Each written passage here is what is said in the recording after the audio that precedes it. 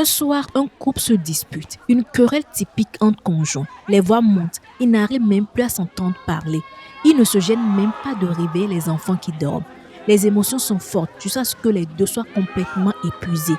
Puis après, ils se calment. Le monsieur va se coucher en premier, puis la femme. Je ne saurais vous dire s'ils ont passé une nuit agréable ou pas. Je suppose que non. Le lendemain matin, l'homme se réveille. Il regarde autour et ne voit pas sa femme. Tous ses enfants, y compris le dernier de 2 ans, sont tous présents. Il leur fait à manger et va à ses occupations. Pendant 2 jours, il ne trouve pas sa femme. L'homme ne s'est pas demandé où est sa femme. C'est seulement lorsque la famille de la femme tente de la contacter sans succès que sa disparition a été signalée. Mais où est-elle? Est-ce que son mari a quelque chose à voir avec sa disparition depuis 2015? Ces questions persistent. Voici l'histoire de la mystérieuse disparition de Crystal Rogers.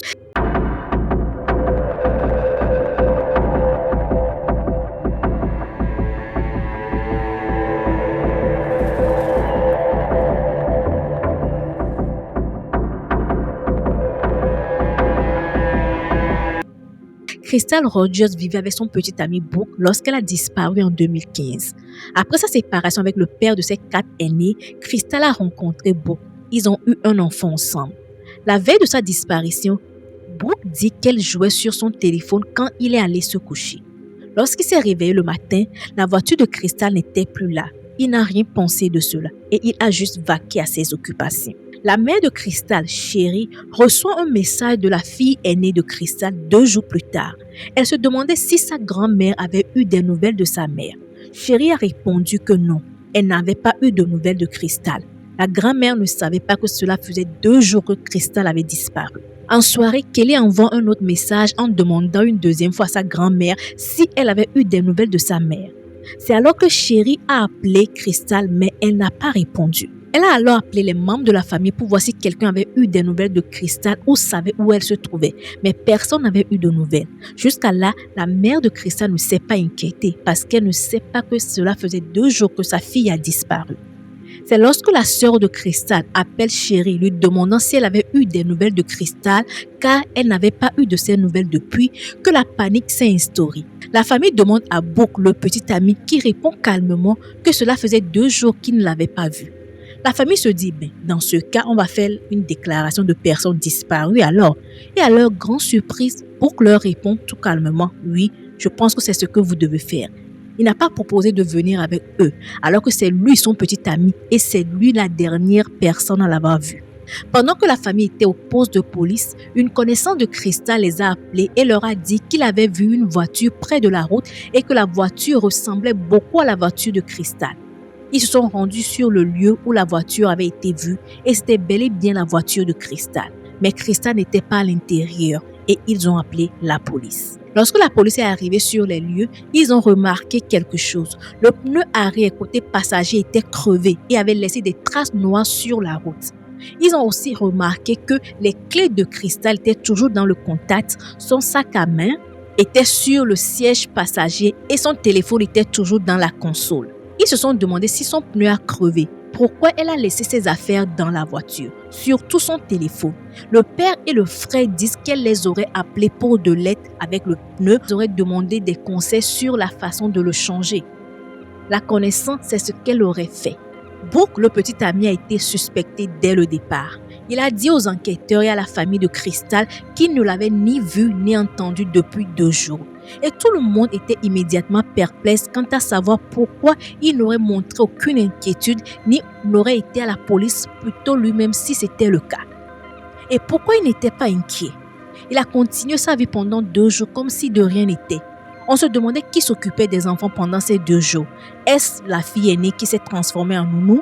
Et le dernier de 2 ans, n'a-t-il pas réclamé sa mère pendant ces 2 jours? La famille de Crystal a déclaré que Brooke n'offrait même pas son aide dans les recherches pour la retrouver.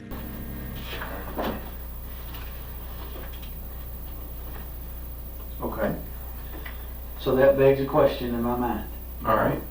If she's in the truck next to you when he called, why would you need to call her about getting numbers for rental Because cars? being that late at night, we're headed to the house. You know, I just wouldn't. She normally is not going to deal with stuff that late. And I mean, I probably didn't even look at the phone to see who it was calling me. I'm sure I just answered it. you know. But he said you told him that you'd need to call her. All right. Why would you need to call her?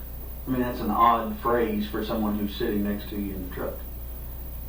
Do you understand? You see what I'm saying? Yeah, I see exactly what you're saying. But I mean, that's what if that right there is what I told him, that right there is what I told him. We wasn't on the phone that long, but normally I would just, she handles all that, and that's what I would do. She's not going to want to mess with that kind of stuff that late. I'm sure I probably tried to answer the phone really quickly,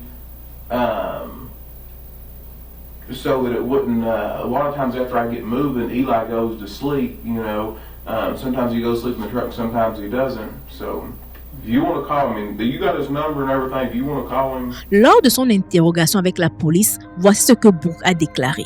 Il a expliqué que la veille de la disparition de Crystal, lui, Crystal et les enfants avaient passé du temps avec sa famille à lui dans leur résidence appelée la ferme.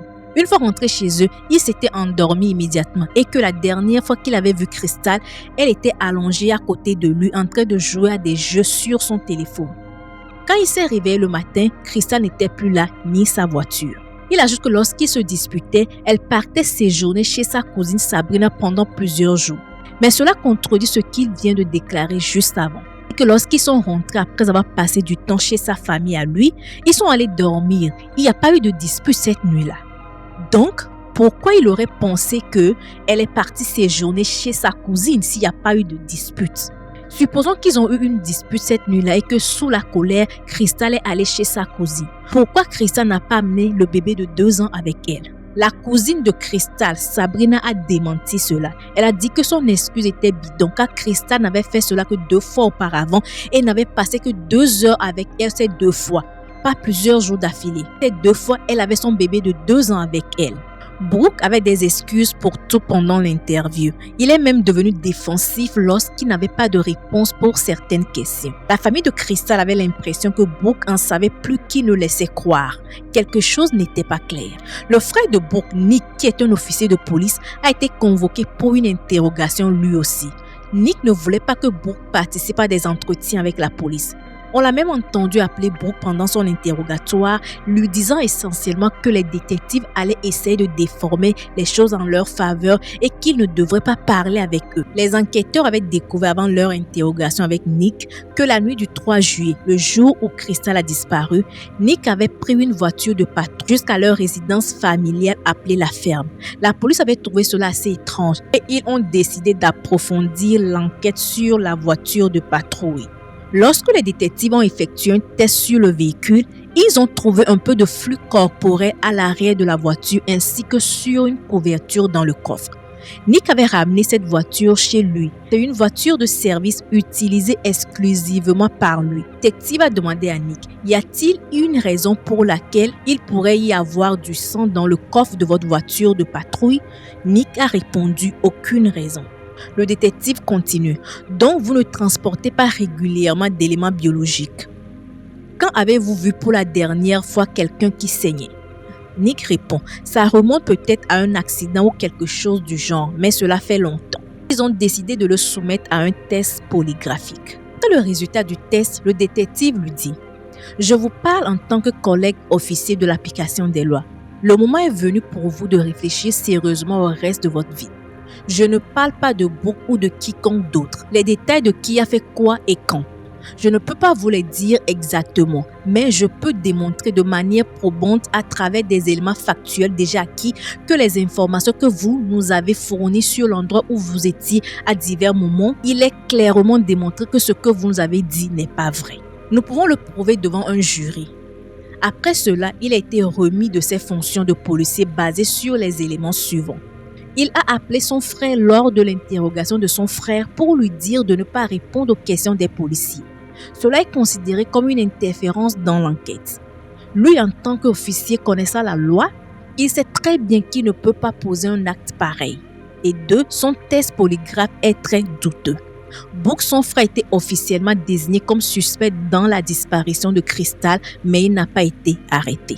Le père de Crystal, Tommy Rogers, tellement bouleversé par la disparition de sa fille, a décidé de faire sa propre enquête. Il avait transformé leur maison en un véritable bureau d'enquêteurs, des images, des vidéos de surveillance, la carte de la ville, des indices, des noms de personnes déjà interrogées par la police. Il s'est mis à enquêter lui-même, interrogeant des gens. Mais le 19 novembre 2016, ça veut dire plus d'une année après la disparition de Crystal, Tommy allait chasser avec le fils de Crystal. Son petit-fils était assis dans son véhicule pendant que Tommy visionnait le lieu. Tout d'un coup, le garçon a entendu un coup de feu. Il sort rapidement du véhicule. La scène est terrifiante. Il voit Tommy allongé à terre.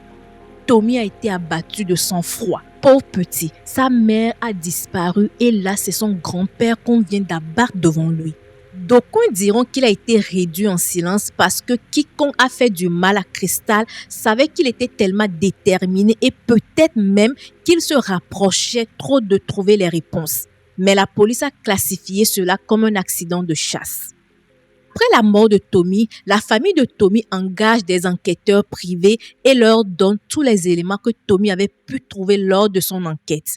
Il a conservé une boîte contenant tout ce qui concerne l'affaire de Crystal.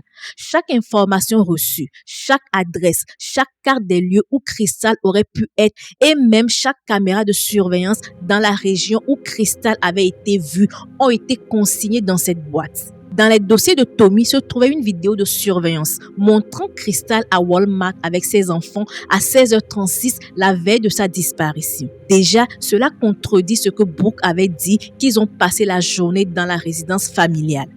Les notes de Tommy indiquent également qu'un témoin physique avait vu Crystal apporter des sacs Walmart chez elle à 17h ce soir-là.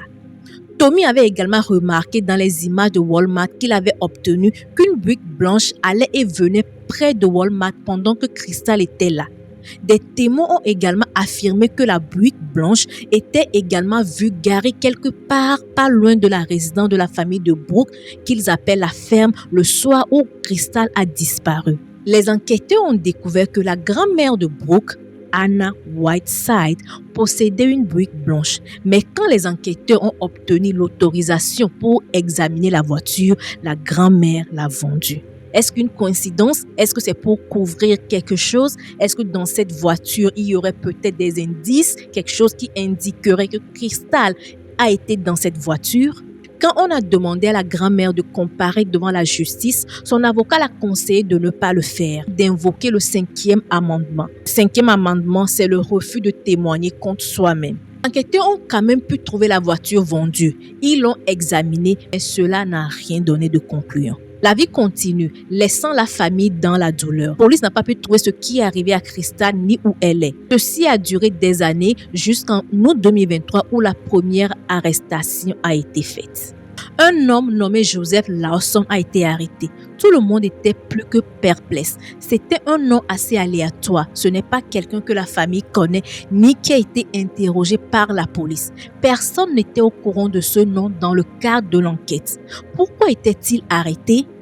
Le jour où Crystal a disparu, vous vous rappelez, son petit ami Brooke a dit qu'elle était en train de jouer à un jeu vidéo lorsque lui, il est allé se coucher. Mais vers minuit, Brooke a reçu un appel qui a duré environ 13 secondes provenant d'un homme qui travaillait avec lui. Cet homme, c'est Steve Lawson. Brooke avait été interrogé à ce sujet. Même s'il prétendait que c'était un employé qui l'appelait, les enquêteurs ont trouvé cela assez étrange. D'abord, c'était une heure assez tardive pour discuter des choses liées au travail. Et deuxièmement, l'appel a duré que 13 secondes. Que pouvons-on bien discuter en 13 secondes? Lors de son interrogation initiale, il avait dit que Steve l'a appelé pour lui parler d'une propriété locative et Steve a bien confirmé cela. Mais 13 secondes pour discuter d'une propriété locative? Yeah, go right ahead. Do what you gotta do. Looks like you got a couple messages. Okay. I don't know how to do that. You can just I've got do an it. Apple phone. So just, You just want to put the number in, right? or check contacts or however you do it to see who it is, yeah. Check this one. 492-1390.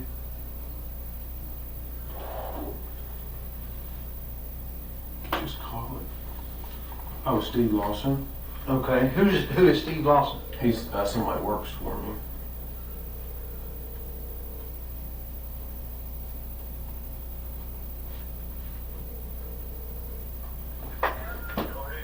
Hey, Steve. Hey, I can't hear you real good. I'm gonna ask you to speak up a little bit, okay? Okay, sir. Hey, I was wanting to know. Hey, I've got some things going on next week. I'm gonna need your help with me. Are you already booked up, or can you help me?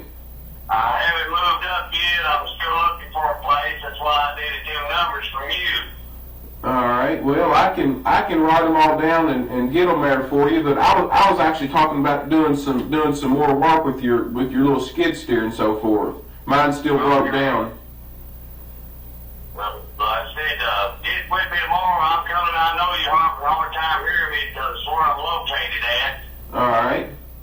So just get in touch with me tomorrow and we'll see what we can do. But my question, I just want to tell you I'm sorry about everything that's going on in your life, brother, and I got you in my prayers. I said it is a very difficult and trying time, but I appreciate you saying that. But hey, I need your help while I got you on the phone here. Do you remember the other night you called me really late, and I forgot what you asked me. Can you? I guess we wasn't on the phone. I might have been tired. I know it was pretty late at night. Can you remember what you asked me or what you were after? I can't remember. Yes, sir, I can. I called to ask you for them numbers for a house. Oh, for a rental house. Yes, sir, And I did. and what did I forgot? What did I tell you? You told me that you would call, what's her name, Katie or whatever, she handles all that. Crystal. Crystal, okay, I apologize. Yeah. And she said she handles all that and that you would get back with me on it. All right. Thank you so much, now. Hey, if there's anything I can do, you give me a call. Thank you. You have a good night now. Yes, sir. God bless you. Thank you. Maintenant, voici le lien entre Steve et Joseph Lawson qui a été arrêté. Steve et Joseph ont le même nom de famille et Joseph a été déjà inculpé de conspiration de meurtre et aussi d'altération de preuves physiques. Vous voyez un peu le lien? En septembre 2023, Brooke a été officiellement arrêté, inculpé du meurtre de Crystal ainsi que d'altération de preuves physiques. Il a été placé sous une caution de $10,000. Le FBI a publié une déclaration officielle indiquant qu'il se concentrait sur leur engagement à tenir pour responsables ceux qui étaient responsables dans la disparition de Crystal Rogers. L'acte d'accusation reste scellé et d'autres détails seront révélés lors de sa comparution devant le tribunal. Lors de son audience, plusieurs questions ont été soulevées. Le juge a confirmé qu'il croit que la mort de Tommy était liée à celle de Crystal, que son bureau enquête actuellement sur cette connexion. Le procureur affirme que le fusil utilisé pour tirer sur Tommy a été acheté à Nick Hall, le frère de Brooke. Il a déclaré qu'il croit que c'était ce fusil qui a été utilisé pour tuer Tommy et qu'il enquête sur le rôle possible de Nick dans la mort de Tommy.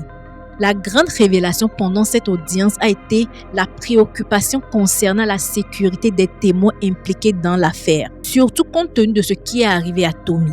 Il était évident que la quête de la justice de Tommy pour sa fille avait conduit à sa mort. Le prochain rendez-vous devant le tribunal de Brooke est fixé le 8 février 2024. Ça voudrait dire il y a quelques jours. Le procureur déclare qu'il y a de milliers de documents et de preuves dans cette affaire qui ont été découverts dans la résidence de Brooke, leur résidence familiale. Le procureur montrera probablement lors du procès quels objets ont été trouvés. J'ai pas fait d'update puisque le 8 février est déjà passé. J'essaierai de mettre un lien dans la description. Vous pourrez aller checker. Selon vous, est-ce que Brooke et sa famille sont responsables de la disparition de Crystal? Vous pensez que c'est eux qui ont orchestré tout cela? Dites-moi ce que vous en pensez. Laissez vos commentaires. On se dit à la prochaine.